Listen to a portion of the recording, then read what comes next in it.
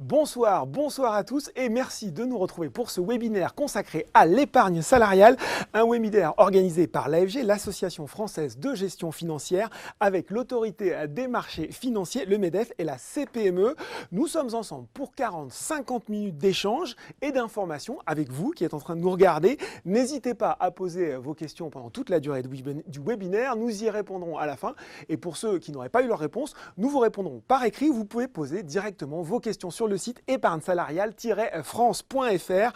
Je vous dis tout de suite le programme. Ce webinaire se déroulera en 4 grandes parties. En première partie, nous verrons les grands chiffres et les grands mécanismes de l'épargne salariale en compagnie de Laure Delahousse, directrice générale de l'AFG. Bonsoir Laure. Bonsoir. En deuxième partie, nous retrouverons Claire Castanet, directrice des relations avec les épargnants à l'AMF, et nous verrons comment ils peuvent devenir acteurs de leur épargne salariale en investissant dans des fonds adaptés à leurs besoins. Bonsoir, Claire. Et puis en dernière partie, en compagnie de Stéphane Millet de la CPME et Marc Véron du MEDEF, nous détaillerons les qualités qui font de l'épargne salariale un vrai atout au service de l'entreprise. Bonsoir Stéphane. Bonsoir.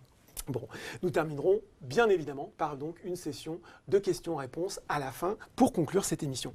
Et tout d'abord, en guise d'introduction, on va préciser que ce webinaire se tient dans la foulée de la semaine de l'épargne salariale qui s'est déroulée du 26 au 30 mars, un rendez-vous traditionnel pour apporter des réponses pédagogiques, pratiques aux questions que se posent les salariés. Alors ces questions, on les a tous en tête, est-ce que la pertinence du système, comment on compose son épargne salariale, question importante aussi, comment on peut la débloquer. C'est un peu ça la mission de cette semaine de l'épargne salariale. On en parle avec vous, Claire Castanet, vous êtes directrice des relations avec les épargnants à l'autorité des marchés financiers. Effectivement, la semaine de l'épargne salariale est vraiment mise sous la houlette de la pédagogie. Nous avons constaté à l'AMF que 7 salariés épargnants sur 10 trouvent que ces dispositifs sont intéressants, permettent de préparer l'avenir, leurs projets futurs, mais que par contre, il y en a juste une grosse moitié qui est à l'aise pour les utiliser. Ayant constaté cela avec la Direction générale du travail, avec le Trésor, avec l'AFG, avec la Finance pour tous, nous avons décidé de monter cette semaine pédagogique de l'épargne salariale pour justement apporter des informations neutres, objectives, à tout le monde, aux salariés, aux entreprises, pour permettre d'avancer et de mieux connaître ces dispositifs. Bon. Tout de suite, un sondage qui va marquer ce webinaire. Vous pouvez y répondre bien sûr en direct. Qu'attendez-vous de votre épargne salariale? Question importante. Est-ce que c'est épargner pour financer des projets? Est-ce que c'est constituer un complément de retraite? Ou bien est-ce que c'est disposer d'un capital en cas d'imprévu? Voilà, vous avez toute la durée de l'émission pour répondre. Et tout de suite, on attaque la première partie, l'épargne salariale en quelques chiffres et ses grands mécanismes.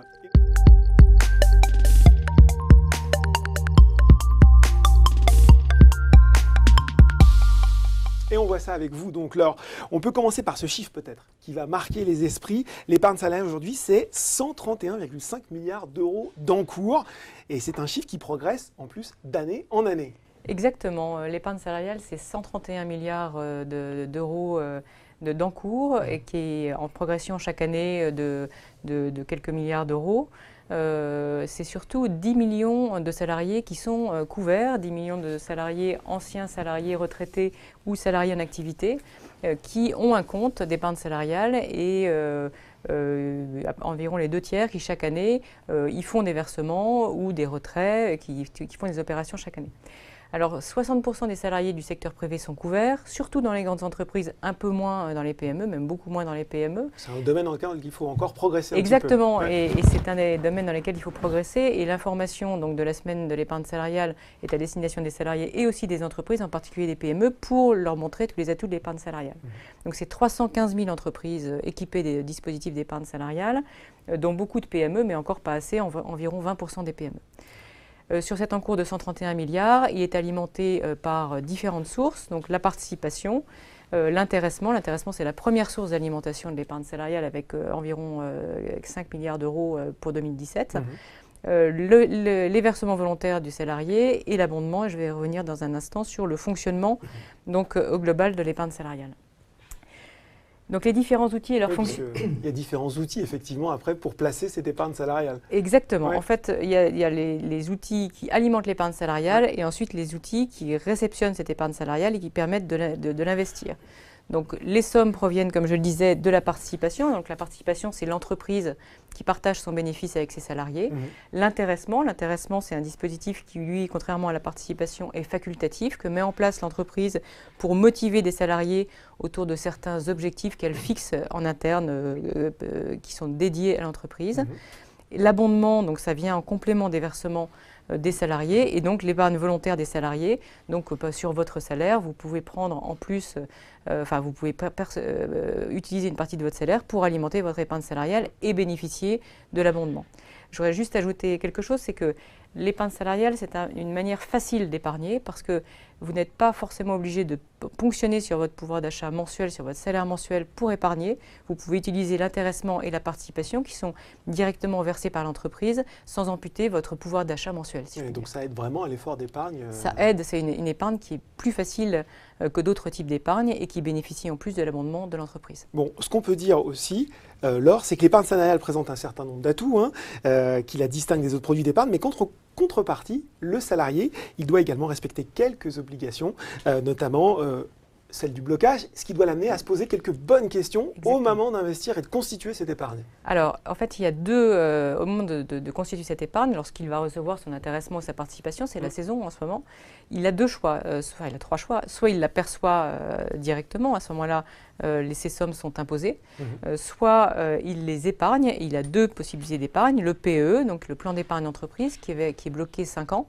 et d'autre part le PERCO qui lui est bloqué jusqu'à la retraite et qui permet vraiment, qui est un outil dédié à la préparation de la retraite. Donc à bien savoir, si vous êtes sur le PERCO, vous serez bloqué jusqu'à la retraite. Exactement. Une précision importante. Exactement. Donc c'est vraiment ces 2 choses, ces 3 options qui s'offrent aux salariés. Je perçois en direct, je suis imposé, et je place sur le PE ou je place sur le PERCO. Et à ce moment-là, je n'ai pas d'impôt sur le revenu et je bénéficie généralement de l'abondement de mon entreprise. Bon. Question aussi très pratique qui va intéresser les gens qui nous regardent, c'est le point sur la fiscalité de l'épargne salariale. Les gens qui se sont inscrits ont posé des questions. C'était une question de Lydie qui nous demandait quelle est la fiscalité associée aux différents dispositifs. On ne va pas trahir un secret d'État, c'est plutôt avantageux, voire très avantageux. C'est plutôt avantageux puisque donc, les sommes qui viennent de l'entreprise, qui sont versées sur le PE ou sur le PERCO, donc, ne sont pas imposées au titre de l'impôt sur le revenu. Et à la sortie, donc, on a une fiscalité qui est comparable à celle du PEA, c'est-à-dire qu'on a uniquement les prélèvements sociaux sur les plus-values, sur la partie plus-value, donc au taux aujourd'hui de 17,2. Et ça a un petit peu augmenté, ça a un petit peu augmenté récemment, 2018. mais ça reste très intéressant par rapport à d'autres produits d'épargne. Et donc, voilà, la fiscalité est avantageuse parce que sur les sommes versées par l'employeur, il n'y a pas ni charge sociale ni impôt sur le revenu.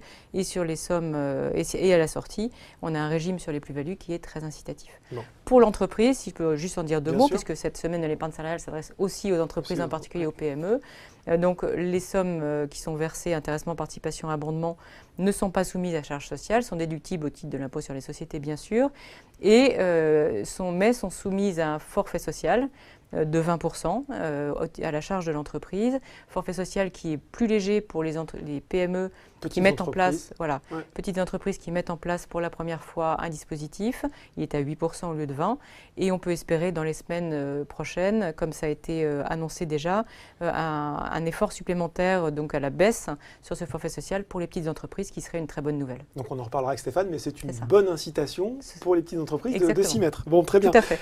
Merci Laure. Maintenant qu'on a vu avec vous les fondamentaux et les mécanismes de l'épargne salariale, nous avons abordé dans une seconde partie comment l'épargne salariale présente des solutions d'investissement diversifiées qui peuvent s'adapter à tous vos besoins.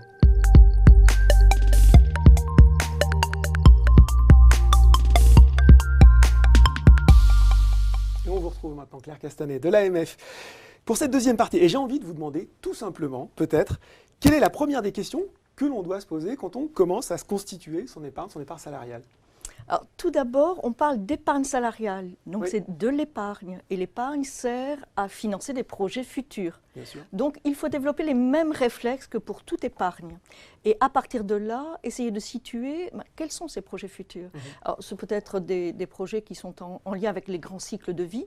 Ça peut être des projets un peu, par exemple, prendre sa retraite, financer les études de ses enfants. Enfin, on connaît tous ces grands cycles de la vie. Et puis, il peut y avoir des projets un peu plus personnels. Le voyage autour du monde dont vous rêvez depuis fort longtemps. Tout cela, c'est du plus ludique, on va dire. Voilà, plus ludique, par exemple, ou la belle voiture de collection que vous souhaiteriez acheter pour faire ce tour du monde, pourquoi pas. Donc, un certain nombre de projets et de besoins financiers futurs pour être un petit peu plus sérieux. Donc, comme pour toute épargne, il faut vraiment regarder la situation d'ensemble. Quel est son patrimoine, quels sont les autres types d'épargne que l'on possède. Ouais. Et à partir de là, essayer de regarder quels sont les horizons de déblocage ou d'utilisation de cette épargne pour pouvoir financer ces projets dans de bonnes conditions. Donc bien garder l'horizon de temps sur lequel on s'engage. Tout à fait. Il y a aussi un choix qui se fait au niveau, et là c'est peut-être un petit peu plus technique, c'est peut-être là que les gens sont un petit peu perdus au niveau du type de plan, au niveau du type de fonds qu'on peut choisir pour composer son épargne. On a tous vécu cette scène dans l'entreprise. Sur quoi tu mets ton épargne salariale, toi actif, diversifié les gens s'y perdent un petit peu. Comment on fait pour s'y retrouver? La première chose, c'est déjà le plan. Oui.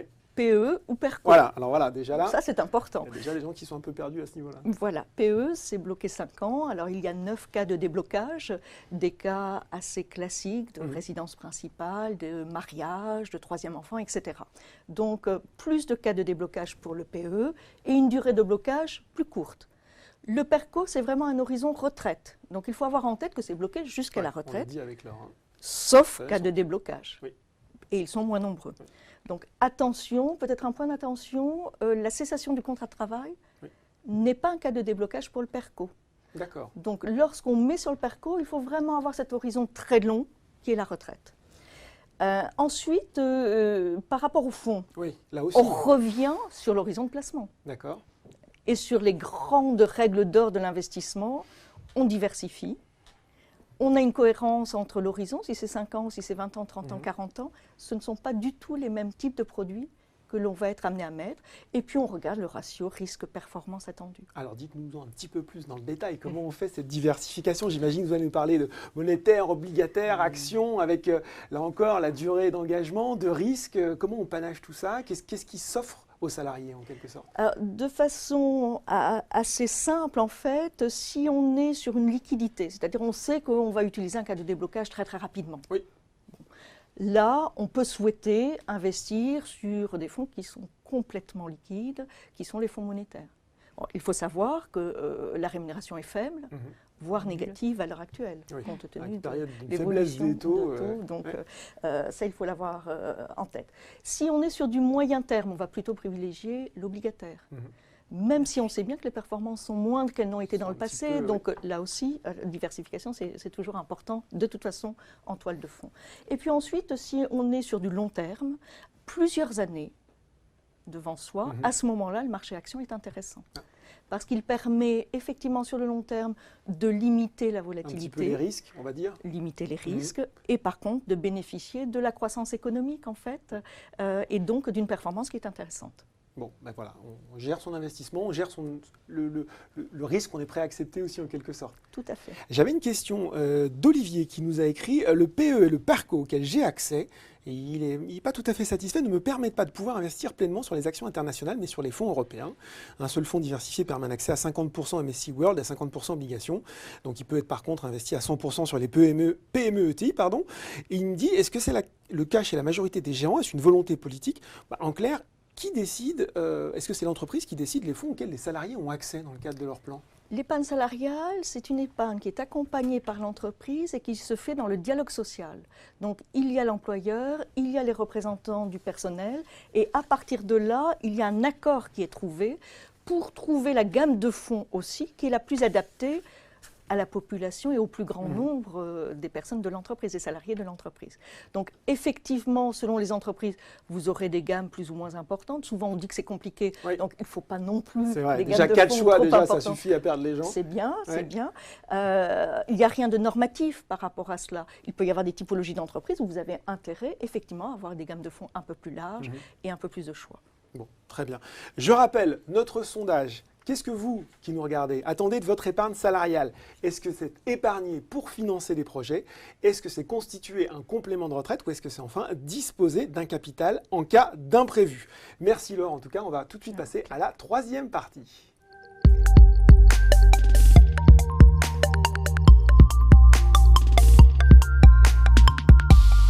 Et on parle maintenant des avantages de l'épargne salariale côté entreprise. On en parle avec vous, Stéphane. Et si finalement, question, l'épargne salariale, c'était aussi un moyen de retenir les talents? Est-ce que c'est un peu survendu ou est-ce que c'est un vrai atout? Pas du tout. D'abord, ça sert à les recruter. Avant de les retenir, il faut les recruter, les talents. Donc l'épargne salariale fait partie des dispositifs de la palette des produits que peuvent offrir les entreprises, de plus en plus. Les grandes, on a vu tout à l'heure un peu moins les petites, mais tout doucement, elles y viennent également. Donc la personne qui souhaite intégrer une entreprise regardera effectivement dans la rémunération qu'on lui propose, quels sont aussi les avantages qu'il y a autour de la rémunération. Et l'épargne salariale figure en bonne place pour dicter le choix du futur collaborateur. Bon, donc, ça sert à recruter les meilleurs. Et à les garder. Et après, une fois qu'on les a, il faut faire en sorte de les garder. Donc c'est quasiment les mêmes outils qui servent à les recruter et à les garder. Bon, mais une fois qu'on a dit tout ça, on est content, mais concrètement... Très content. On est très content. Concrètement, l'entreprise, qu'est-ce qu'elle doit faire? Est-ce que vraiment le processus, l'étape indispensable, c'est la mise en place d'un accord d'intéressement? Pour la petite et moyenne entreprise, l'outil privilégié, l'outil préféré des chefs d'entreprise de petite et moyenne entreprise, même s'ils ne sont pas encore assez nombreux à le préférer, c'est effectivement l'intéressement.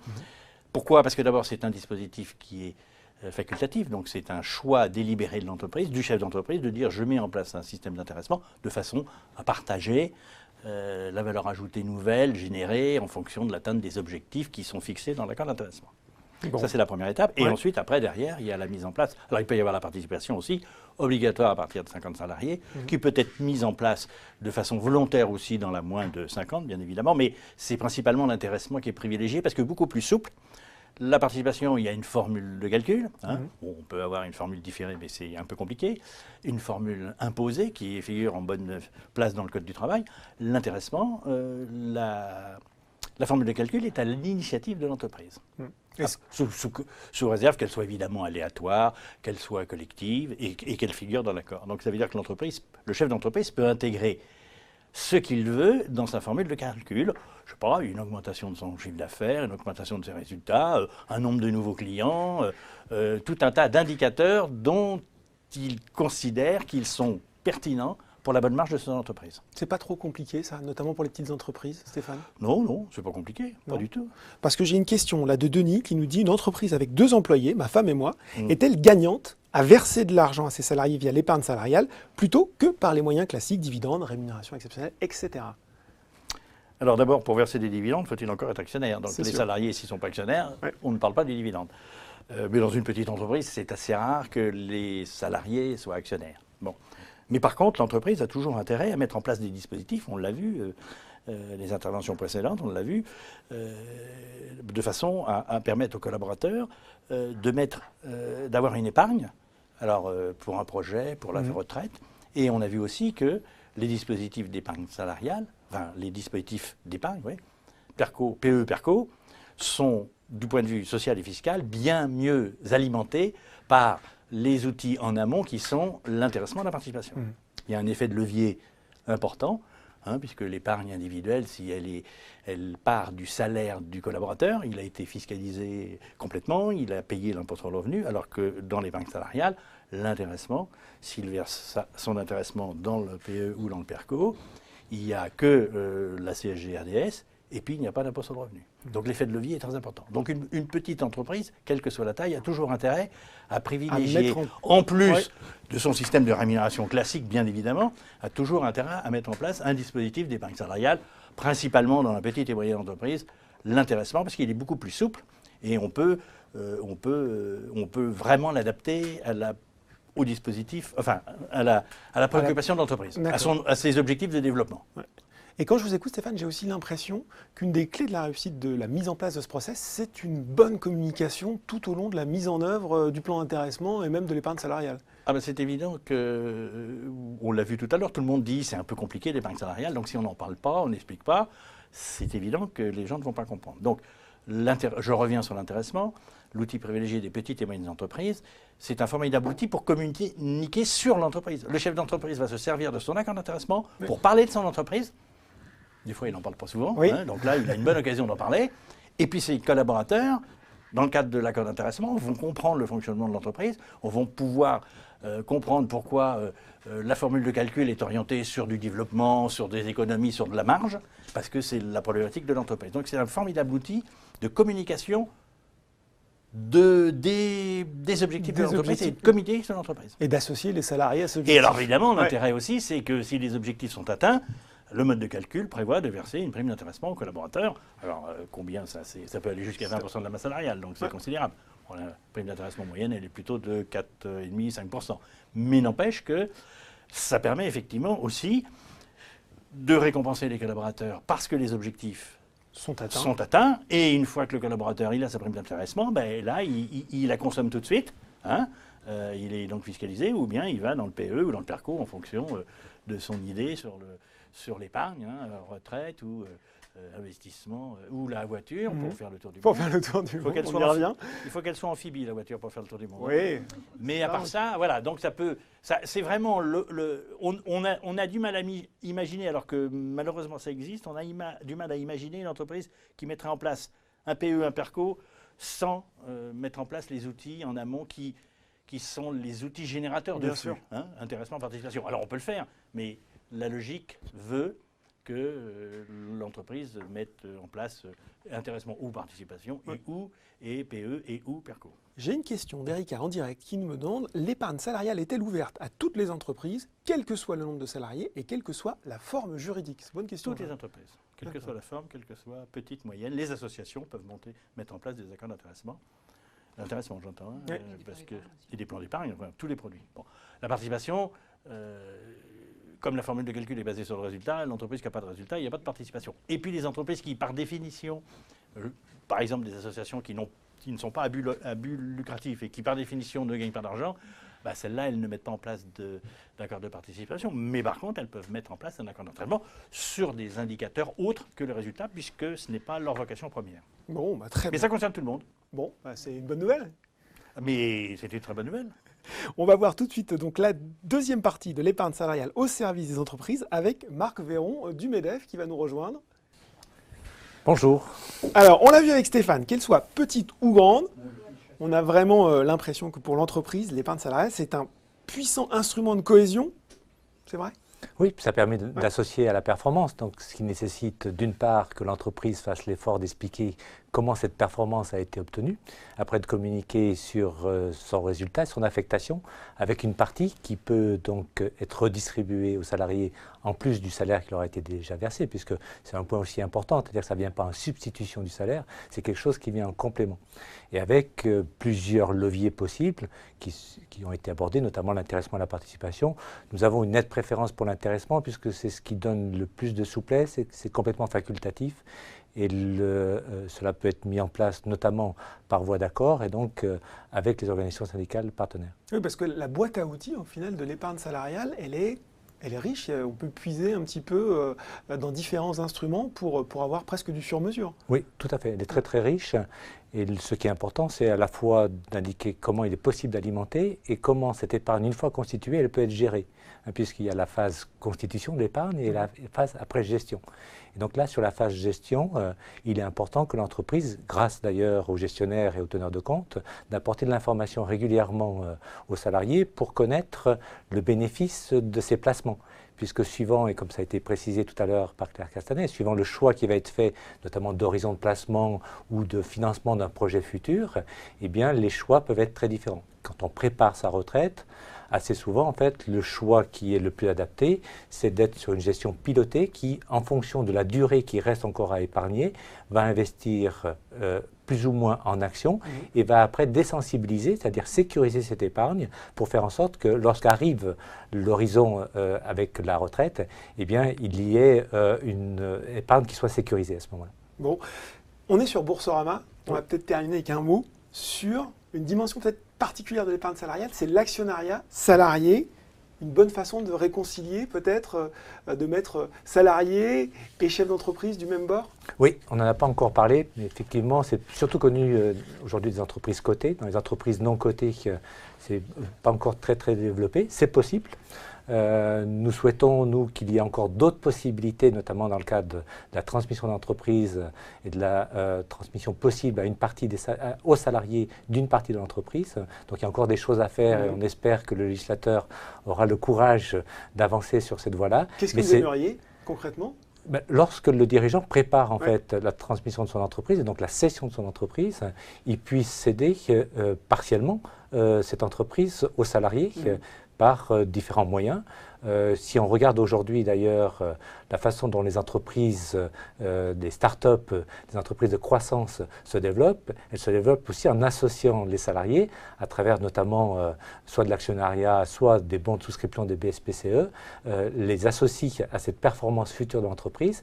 Et donc là, on gagne à la fois parce que les salariés obtiennent ces bons de souscription ou ces actions dont la valeur va dépendre en grande partie de leur travail et donc de la performance de l'entreprise. Et pour le dirigeant, c'est une façon aussi de motiver les salariés et de les intéresser au futur de l'entreprise. Donc c'est un élément à la fois de motivation et de fidélisation. Bon, question de Serge. En cas de départ à la retraite, que devient mon épargne salariale? Qui veut répondre? En termes de départ à la retraite, alors tout dépend de l'accord. Il y a une possibilité de sortie en capital ou de sortie en rente. La plupart du temps, ce que l'on constate, c'est que beaucoup de gens préfèrent une sortie en capital. Mais on peut aussi conserver son PERCO et le faire vivre de cette manière-là. Et il continue à faire des petits, en fait. Et ça peut constituer de l'épargne de précaution pour le futur, pendant la période de retraite. En fait, si je puis compléter, en fait, 4 salariés sur 5, au moment de la retraite, gardent leur épargne sur leur PERCO. Et pour piocher dedans au fur et à mesure de leurs besoins, mais la plupart se servent du PERCO comme d'une épargne au moment de la retraite pour faire face à leurs besoins financiers au moment de la retraite. Mais au cours de leur retraite plutôt. Bon, cette présentation est maintenant terminée. On va passer aux questions-réponses. Et avant de commencer cette session de questions-réponses, je voulais me retourner de nouveau vers vous, Claire. Il y a une chose dont on n'a pas parlé, c'est aussi que le salarié a aujourd'hui beaucoup de façons de s'informer sur l'épargne salariale, sur les différents fonds, sur différents plans, vers quelle source d'information il peut aller pour se renseigner, pour approfondir ses connaissances sur le sujet. Alors tout d'abord, lorsqu'il fait ses choix, il faut absolument qu'il lise l'information qui lui est délivrée dans le cadre du document d'information clé, qui est un document assez synthétique. Bon. On dit que c'est compliqué, mais on a quoi? On a les grands points à connaître, l'objectif d'investissement, les frais, l'horizon. Objectif d'investissement, frais, horizon. Voilà. On a déjà, et puis le ratio risque-performance. Bon, avec ça déjà, on a des éléments assez tangibles pour comparer. Et ça, c'est important de pouvoir comparer. Ensuite, si on l'a vu sur les dispositifs, tout n'est pas encore très très bien connu. On a créé un site qui s'appelle le site de la semaine de l'épargne salariale, où là, sur les cas de déblocage, sur le fonctionnement, sur les documents dont vous avez besoin lorsque vous voulez débloquer votre épargne, vous avez un certain nombre d'informations. Et puis pour les chefs d'entreprise aussi, parce que certains se posent la question et se disent par quoi je commence? Exactement. C'est peut-être encore plus compliqué pour eux d'ailleurs, non? Après, c'est démarrer du bon bout et en se faisant accompagner par les bons conseils. Mais en tant que tel, c'est quelque chose à dérouler en fait de façon assez structurée, rigoureuse, mais ça se fait très bien.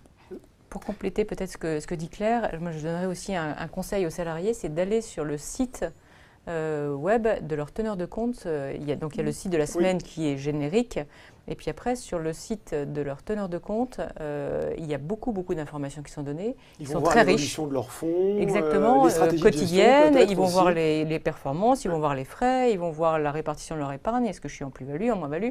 Ils vont pouvoir faire beaucoup d'opérations. Maintenant, toutes les opérations sont possibles en ligne. Mais il y a encore trop peu de salariés qui savent ça ou qui se servent de leur compte. Et c'est une manière d'être acteur. On reçoit la fiche avec les codes et puis on la met quelque part. Exactement. Et ça, c'est dommage. Bon. Et c'est important sur l'horizon important, notamment de long terme, effectivement de suivre cela, de bien se poser la question au moins une fois par an de ce que je fais, mais par contre de ne pas surréagir effectivement en fonction de la conjoncture. Quand les marchés baissent par exemple. Voilà, quand on est sur du très long terme, il faut considérer qu'on est sur du très long terme. Exactement. Bon. Je rappelle en tout cas le site sur lequel vous pouvez trouver énormément de réponses, épargne-salariale-france.fr. Toutes vos questions trouveront sans doute réponse, et si vous ne trouvez pas réponse, vous pouvez les poser et on vous répondra. On va passer maintenant aux questions. Il y a eu beaucoup de questions, je me tourne vers vous, qui va répondre sur la retraite, et notamment Janine qui nous demandait dans le contexte actuel quelle orientation prendre quand la retraite est proche et que le long terme n'est plus possible ou guère envisageable. Ça rejoint une question également que nous a posée Corinne, comment optimiser son épargne au seuil de la retraite? Qui se lance? Je peux peut-être commencer à répondre. En fait, il est possible, comme on le disait tout à l'heure, de garder son épargne salariale après la retraite. Donc la retraite n'arrive pas comme un coup près. C'est pas la fin de votre épargne salariale. C'est pas la fin de votre épargne salariale.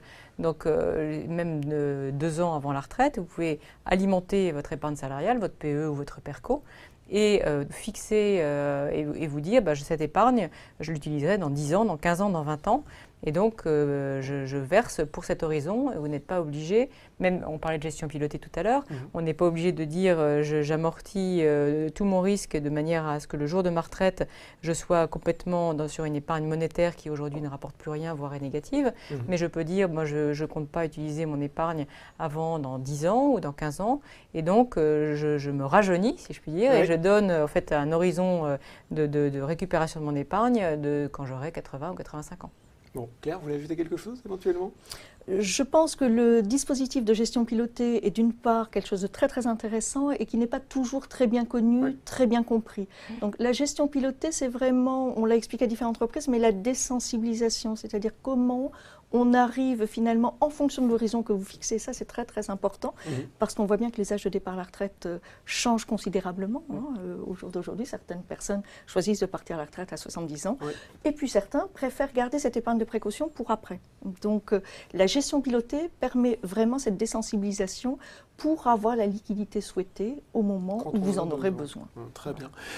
Une question d'Annie qui a récemment quitté la société dans laquelle elle travaillait. Elle nous dit qu'elle sait qu'elle peut débloquer son PE en sachant qu'il ne sera plus alimenté. D'où est-ce que c'est son intérêt de le faire, de placer cette somme sur un autre compte, ou bien est-ce qu'elle peut continuer finalement à faire fructifier cette épargne, cet argent sur ce même PE sans l'alimenter? Bonne question. Il n'y a aucune obligation, bien entendu, de sortir cet argent, surtout si elle n'en a pas besoin. Et donc, cette épargne peut continuer à fructifier en fonction des placements qu'elle a effectués. Et elle peut aussi aller dans une entreprise qui a aussi un PE ou un PERCO pour lequel elle peut faire ce qu'on appelle de la portabilité, c'est-à-dire transférer cette épargne vers le dispositif de son nouvel employeur. Et ainsi, elle aura une visibilité de l'ensemble de son épargne exactement dans le même dispositif. Si vous faites un transfert? Il y a des frais qui sont vraiment très très minimes. C'est vraiment très minime par rapport aux avantages que ça représente, notamment d'avoir tout sur la simplicité de gestion, c'est considérable. Et nous insistons beaucoup en fait sur le fait que les salariés maintenant effectuent des carrières qui sont morcelées dans plusieurs entreprises et le fait de garder cette épargne et de pouvoir après la transférer est un vrai atout sur lequel on informe à la fois le salarié à son entrée et à sa sortie. C'est-à-dire lorsque le salarié quitte l'entreprise, il est informé à ce moment-là de cette possibilité de portabilité. Et donc il reçoit d'ailleurs un relevé qui lui permet un récapitulatif de son épargne et il sait que cette épargne-là, s'il va dans une entreprise qui possède déjà un dispositif, il peut la transférer. Donc on le faisait pour les numéros de téléphone, on peut le faire aussi pour l'épargne salariale. Voilà. Exactement. Voilà. Il y a peut-être un point pour compléter qui est important si vous ne rejoignez pas un employeur qui a un PEE. Oui, bonne remarque. Donc ça peut être une des situations. Et là, les frais de tenue de compte qui étaient pris en charge par votre employeur précédent sont à votre charge. Alors ce n'est pas la fin du monde non plus, c'est-à-dire qu'il faut regarder très précisément à combien reviennent ces frais, voilà, faire des comparaisons. Regardez, parce que si vous retiriez cet argent pour le réinvestir dans d'autres fonds, vous auriez des frais d'entrée. Tout pareil. Donc il faut bien regarder, bien peser les choses. Faire un petit arbitrage des frais. Et faire un petit arbitrage en se calant toujours sur le relevé d'informations que l'on a au moment où on quitte son employeur. Bon, donc toujours se plonger un petit peu dans la paperasse quand même. Dans l'information. Dans l'information. Question, je pense que c'est Marc qui va pouvoir me répondre. Nouvelle question d'Erika qui nous dit, en tant que petite entreprise, et ça c'est une très bonne question parce qu'ils ont beaucoup de choses à faire, vers qui se tourner pour la mise en place de l'épargne salariale? Ben voilà, oui, je suis un petit patron, Oui. j'ai envie de le faire, à qui je m'adresse? Alors, bien entendu, les sociétés de gestion sont là pour conseiller sur la mise en place des dispositifs. Nous pensons, au titre du MEDEF, que souvent, celui qui apporte le meilleur conseil, c'est souvent un collègue, c'est souvent quelqu'un qui travaille dans le même secteur d'activité et qui a déjà franchi le pas. Et nous cherchons à développer, notamment au niveau des MEDEF territoriaux, des réunions d'information. Donc les patrons peuvent venir dans ces réunions d'information et obtenir des témoignages de la part de leurs collègues qui ont déjà mis en place ce type de dispositif. Et le fait de le voir dans une autre entreprise rend beaucoup plus facile après le choix du dispositif qui lui est adapté et puis après éventuellement le choix de l'intervenant qui va pouvoir le mettre en place. Bon, en tout cas, les solutions existent.